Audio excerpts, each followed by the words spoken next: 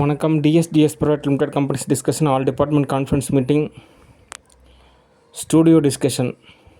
அதாவது ஒரு டைரக்டராக நான் சொல்கிறது தெளிவாக நிதானமாக பொறுமையாக கேட்டுக்குங்க. எர்த்தை பொறுத்த வரைக்கும் தமிழ் என்ன சொல்கிறாங்க அப்படின்னா, பூலோகம் 70% நீர், 30% நிலம், அதில் 200 நாடு. ஓகே. அடுத்து அங்கே வசிக்கக்கூடிய விலங்கினம், நில நீர் பகுதி விலங்கினமெல்லாம் இருக்குது. அதுக்கப்புறம் தாவரங்கள் இருக்குது. அதுக்கப்புறம் மனிதர்கள் இருக்காங்க. மனிதர்கள் நிலையை பொறுத்த வரைக்கும் first dimension, second dimension, third dimension அப்படின்னு சொல்கிறாங்க. ஓகே. இந்த ஆத்ம நிலையை பொறுத்த வரைக்கும் ஒவ்வொரு உலகம் மாதிரி அவங்க உலகத்தில் அவங்க மட்டும்தான் ஹீரோ அப்படின்ற மாதிரி. ஓகே. ஆனால் ஹீரோ அப்படின்னா இந்த திரைப்படங்களில் பார்க்குற மாதிரி ரொம்ப கஷ்டப்படணும், வேதனை பண்ணணும், துன்பப்படணும் அப்படின்ற மாதிரி கான்செப்ட் இருக்குது. ஆனால் எதுக்காக அவ்வளோ கஷ்டப்படுறாங்க, வேதனைப்படுறாங்க? ஆனால் கேட்டால் ஹீரோன்றாங்க. அந்த ஹீரோக்கான அர்த்தம் என்ன அப்படின்னா, சுகபோக வாழ்வியல் அப்படின்றது தான் அர்த்தம். இவ்வளோ ரணரணமாக இருக்காங்க, இவங்க எங்கே போய் சுகபோக வாழ்வியல் அப்படின்ற ஒரு கான்செப்ட் இருக்கலாம். ஆனால் என்ன கான்செப்ட் அப்படின்னா, இப்போ ஒரு பேங்க் எக்ஸாம் எழுதி பேங்க்கில் வேலைக்கு போகிறோன்னு வச்சுங்க, மந்த்தான ஒரு 1.5 லட்ச ரூபா சம்பளம். ஓகே. அதுக்கப்புறம் ஏதாவது கேஷ் கிடச்சின்னா அப்படி அப்படியே கொஞ்சம் தோது பார்த்துட்டு ஒரு லைஃப் ஸ்டைல் அமைச்சிக்க வேண்டியது தான். இதுவே ஒரு மூவி அப்படின்னா ஒரு 1 இயர் ப்ராஜெக்ட்டு, அதில் நல்ல ஹார்ட் ஒர்க் இருக்கும். அதுக்கப்புறம் ஓரளவு தொகை கிடைக்கும். அந்த தொகையை ஒரு 3-4 வருஷத்துக்கு ஓரளவு தோது பார்த்துக்கலாம். அவ்வளோதான் கான்செப்ட்டு. ஏன்னா அது அடுத்தடுத்த நிலையில் வந்துட்டு பார்த்திங்கன்னா இன்வெஸ்ட்மெண்ட்டு நிறைய கேஷ் இருந்தால் தான் தோதாகும். ஓகே. மறுபடியும் ஒரு ஆப்பர்ச்சுனிட்டி கிடைக்குமா அப்படின்றது ரொம்ப ரிஸ்க்கு தான். ஓகே. அதனால் ஒரு வாழ்வியலை பொறுத்த வரைக்கும் ஒரு சற்று கொஞ்சம் ரிஸ்க்காக இருந்தாலும் கொஞ்சம் ரஸ்க்கு கிடைக்கும் அப்படின்றனால ஹீரோ அப்படின்ற மாதிரி ஒரு கேட்டகரி. ஆனால் இப்போ யதார்த்த சூழ்நிலையை பொறுத்த வரைக்கும் அந்த சுகபோக வாழ்வியல் அப்படின்றது அந்த சினிமாவில் இருக்கக்கூடிய அந்த கேரக்டருக்கும் ஹீரோ கேரக்டருக்கும் தோதாக மாட்டேங்குது, ரியாலிட்டியாகவும் தோதாக மாட்டேங்குது. ஓகே. அப்போ வில்லன்களுக்கு தோதாகுதுன்னு கேட்டால், வில்லன் அப்படின்றவங்க ஒரு ஆர்டிஸ்ட்டு தான். அதுக்கு நேமு தான் அப்படி. ஓகே. ஹீரோ அப்படின்றவங்க ஒரு ஆர்டிஸ்ட்டு தான். ஓகே. நேமு தான் அப்படி சொல்கிறோமே தவிர எல்லாருமே ஒரு ஆர்டிஸ்ட்டு தான். ஓகே. சரி, அந்த நிலையில் ஒவ்வொரு தொழிலுக்கு உண்டான ஒரு நியதி இருக்குது. ஓகே. தங்கம் வேலை செய்கிறவங்களுக்கு உண்டான ரூல்ஸ் அண்ட் ரெகுலேஷன் இருக்குது. வெள்ளி வேலை செய்கிறவங்களுக்கு ஒரு ரூல்ஸ் அண்ட் ரெகுலேஷன் இருக்குது. அதே மாதிரி கன்ஸ்ட்ரக்ஷன் ஒர்க் வேலை செய்கிறவங்களுக்கு ஒரு ரூல்ஸ் அண்ட் ரெகுலேஷன் இருக்குது. இந்த இரும்பு சம்மந்தமான வேலை செய்கிறவங்களுக்கு ஒரு ரூல்ஸ் அண்ட் ரெகுலேஷன் இருக்குது. அதே மாதிரி தான் சினிமா சம்மந்தமான நபர்களுக்கும் ஒரு ரூல்ஸ் அண்ட் ரெகுலேஷன் இருக்குது. ஓகே. யதார்த்த ரீதியாக ஒரு சுவாரஸ்யம், ஒரு நன்னிலை அப்படின்னு சொல்லிட்டு நீங்கள்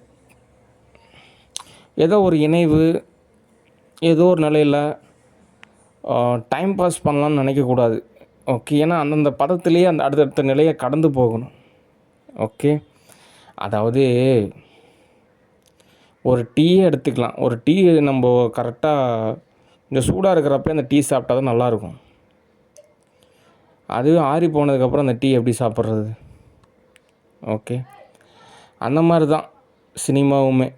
அப்பப்போ பொழுதில் அப்பப்போ அந்த வேலையை முடிச்சுட்டு அடுத்தடுத்த படிநிலை நோக்கி நகர்ந்து போகணும். ஓகே. அதனால் உங்களுடைய வியப்புக்கு, உங்களுடைய பாராட்டுக்கு, உங்களுடைய இணக்கத்துக்கு எல்லாத்துக்கும் ஒரு நன்றி. ஓகே. ஆனாலும் ரியாலிட்டியாக கொஞ்சம் மூவ் பண்ணணும். இப்போ யதார்த்த ரீதியாக எனக்கே கூட பார்த்திங்கன்னா 360 டிகிரி ஸ்டூடியோ அருமை தான், ரஷ்யா ஸ்டூடியோ அருமை தான், யுஎஸ்ஏ ஸ்டூடியோ அருமை தான். ஒரு தயக்கம் இருந்துக்கிட்டே இருக்கும். எப்படிங்க, என்ன டைட்டில் சொல்லலாம், என்ன ஸ்க்ரீன் ப்ளே சொல்லலாம், எப்படி ஸ்டோரி அமைக்கலாம், எப்படி மூவ் பண்ணலாம்? ஆனால் பெரும்பாலும் மனமானது ஒரு சாக்கு போக்கு சொல்லிக்கிட்டே இருக்கும். ஆனால் அப்படி கிடையாது. ஒரு ஆரம்பம் அப்படின்றப்போ அதுக்கான ஒரு படிநிலை எடுத்துகிட்டு தோதாகும். ஓகே. அதே மாதிரி தான் இங்கே இருக்கக்கூடிய ஆர்டிஸ்ட்டுக்குமே என்ன படமாக இருக்கும், என்ன டைட்டிலாக இருக்கும், என்ன நமக்கு கேரக்டர் கொடுப்பாங்க, எவ்வளோ சம்பளம் கொடுப்பாங்க, என்ன லொக்கேஷனாக இருக்கும், ஒருவேளை நம்ம துன்பத்தை அனுபவிச்சிட்டோம்னா என்ன பண்ணுறது, ஒருவேளை நம்மளை பழி வாங்கிட்டாங்கன்னா, இல்லை ஏதாவது டேமேஜ் பண்ணி விட்டாங்கன்னா, இல்லை ஒரு மூவிக்கும் ஒரு சம்பளத்துக்கு நடிக்க போய் கடைசியில் பெரிய ரோதனையில் மாட்டிக்கிட்டோம்னா என்ன பண்ணுறது? இப்படி எல்லாமே யோசிக்கும் அந்த மனமானது. பேசாமல் டைம் பாஸ் பண்ணலாமா, இல்லை ஏதோ ஒரு வெயிட் பண்ணலாமா, இப்படி தான் யோசிக்கிறாங்களே தவிர, சரி ஓகே சரியோ தவறோ ஒரு டெபாசிட் கேஷ் ஒரு 10 lakhs கேட்குறாங்க, கேஷ் கொடுத்து பார்ப்போம், நமக்கு எதாவது மூவி தோதாச்சுன்னா ஓரளவு ரிட்டர்ன் தரேன்னு இருக்காங்க. ஓகே, ஓரளவு தோது பார்த்துக்கலாம். சரி, ஓகே. ஒரு வேளை 10 லேக்ஸ் அப்படின்றது நமக்கு ஒரு ஒரு கொஞ்சம் டவுட்டாக இருக்குது. பேசாமல் ஒரு 10,000 கொடுத்து பார்க்கலாம் என்ன ரிசல்ட் அப்படின்னு. ஒரு வேளை நல்ல ரிசல்ட்டாக இருந்துச்சுன்னா அடுத்து 5 லேக்ஸ், அடுத்து 10 லேக்ஸ் கூட கொடுக்கலாம். அதுக்கப்புறம் நமக்கு எப்படியும் கோடிக்கணக்கில் சம்பளம் கொடுக்குறாங்க. ஓரளவு தோது பார்த்துக்கலாம். நமக்கும் ஒரு தொழில் கிடச்ச மாதிரி, நமக்கும் ஒரு வேலை கிடச்ச மாதிரி, நமக்கும் ஓரளவு எல்லாம் தோதான மாதிரி அப்படி தான் நினைக்கணும். ஓகே, சும்மா வேடிக்கையே பார்த்துட்டு இருந்தா ஓகே. அதனால் ஒரு 10,000 காசு ரெடி பண்ணிட்டு வந்தீங்கன்னா கூட ஓகே, ஒரு நல்ல நல்ல ஸ்டோரி ஸ்க்ரீன் பிளேலாம் இருக்குது, அதில் புக் பண்ணிட்டு நானும் அடுத்த படிநிலை நோக்கி நகர்ந்து போவேன். ஓகே, அது என்ன காரணம் அப்படின்னா, இப்போது ஒரு லோக்கலில் இருக்கோம். இப்போ திடீர்னு ஒரு மிலிட்ரி ஆர்மியில் ப்ரைவேட் அந்த ஜெட்லாம் இருக்கும் பார்த்தீங்களா, அந்த இடத்துக்கு போகிறப்போ நம்ம ஒரு பைலட்டாக இருந்தோம் அப்படின்னா சரி உடனே நம்மளும் ஒரு ஜெட் எடுத்துகிட்டு ஓட்டலாம். ஒரு குவாலிஃபைடு இருக்கணும். அதே மாதிரி தான் சில அப்பர் கண்ட்ரிஸ்க்கெலாம் போகிறப்போ நிறைய குவாலிஃபைடு தேவைப்படுது. அப்படின்றப்ப எனக்கு கேஷ் தேவைப்படுது. ஓகே, அதனால் நான் ஓரளவு தோது பார்க்குறதுக்கு எனக்கு ஒரு தோதாக இருக்கும். அதனால் உங்களோட நிலையை பொறுத்த வரைக்கும் நீங்கள் எதாவது கேஷ் ரெடி பண்ணிட்டீங்க அப்படின்னா உங்களுக்கு தேவையான மூவிஸ் தோதாகும். ஓகே, நான் உங்களுக்கு ஓரளவு எல்லாமே தோதா அமைச்சு கொடுப்பேன். ஓகே, அல்லது நீங்கள் ட்ரைனிங் ஆகலாம். ஓகே, ஏன் அப்படின்னா இப்போ ஒரு சரி ஓகே நம்மளுடைய நிலை அப்படி இருக்கா, சரி பேசாமல் நம்ம ஒரு 100 படம் பார்க்கலாம், பேசாமல் நம்ம ஒரு 1000 புக்கு படிக்கலாம், ஏதாவது தோதாகுதான்னு பார்க்கலாம். சரி என்ன பண்ணுறது, காசு கொடுக்கறதுக்கு நம்மக்கிட்ட காசு ஒரு கொஸ்டினாக இருக்குது, டைம் மட்டும்தான் இருக்குது. பேசாமல் ஒரு மூவி பார்க்க வேண்டியது தான். என்னென்ன மாதிரி நடிச்சிருக்காங்க, என்னென்ன மாதிரிலாம் டான்ஸ் ஆடுறாங்க, என்னென்ன மாதிரிலாம் பாட்டு போடுறாங்க, என்னென்ன மாதிரிலாம் கேரக்டர் இருக்குது, ஓ இவ்வளோ புக் எழுதியிருக்காங்களா, என்னென்ன புக்கில் என்ன சொல்லியிருக்காங்க, இந்த மாதிரி உங்களை நீங்களே ட்ரைனிங் எடுத்துக்கிட்டால் தான் தீர்வு.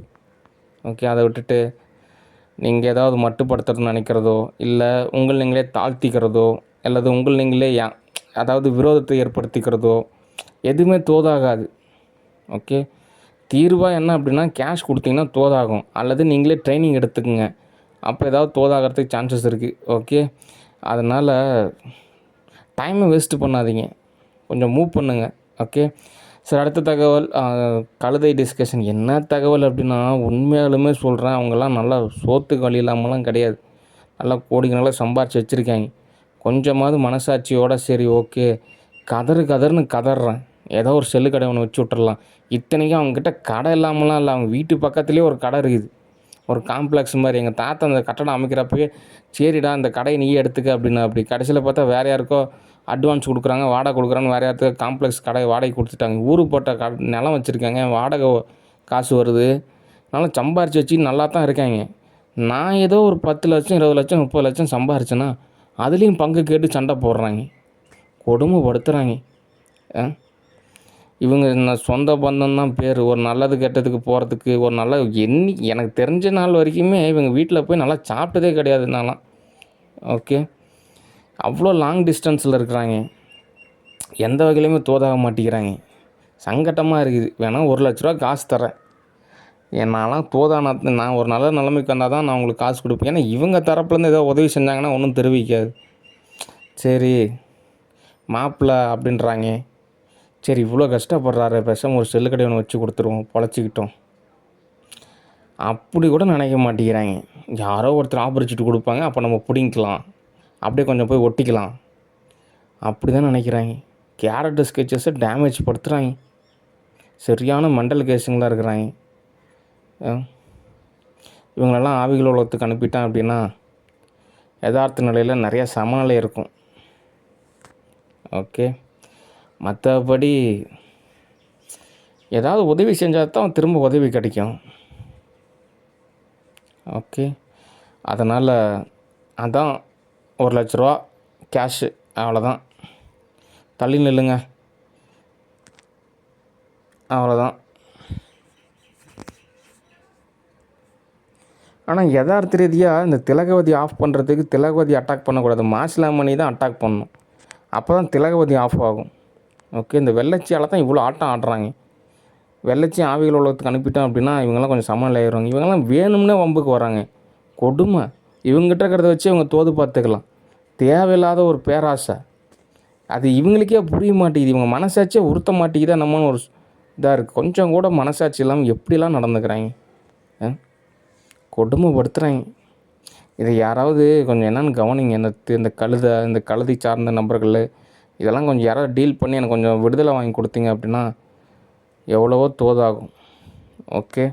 ஏன் அப்படின்னா இவங்களுக்கு தரக்கூடிய கேஷுக்கு நான் கம்முன்னு ஏதாவது ஒரு நான் அந்த அன்னதானம் கொடுக்குறவங்களுக்கு ஏதாவது ஒரு அறக்கட்டளைக்கு எதுக்காக ஒன்று நான் காசு இன்னும் ஒரு 4-5 லட்சம் சேர்த்து கூட கொடுத்துடலாம். ஏன்னா அதில் கூட நமக்கு ஏதோ ஒரு புண்ணியம் அப்படின்னாவது கிடைக்கும். இவங்ககிட்டலாம் கேஷ் கொடுத்த அப்படின்னா திரும்ப தான் ஆகும். அப்போ இன்றைக்கி 1 லட்ச ரூபா வாங்கிவிட்டோம், நாளைக்கு நம்ம துன்புறுத்துவோம், நாளைக்கும் 1 லட்சம் கிடைக்கும். இப்படி தான் இவங்க எண்ணம் இருக்கும். ஓகே. அதனால் இவங்களுக்கு காசு கொடுத்தா திரும்ப திரும்ப நம்ம துன்புறுத்தினா இவங்க நம்ம காசு கொடுத்துருவாங்கன்னு இவங்க நினச்சிக்குவாங்க, கொடுமைப்படுத்துவாங்க. அதனால் இந்த மாதிரி பிரச்சனை இல்லைன்னா எனக்கு கொஞ்சம் தீர்வு கண்டுபிடிங்க. ஓகே. இந்த கழுதை கேரக்டர் ஸ்கெட்சஸை டேமேஜ் பண்ணுது.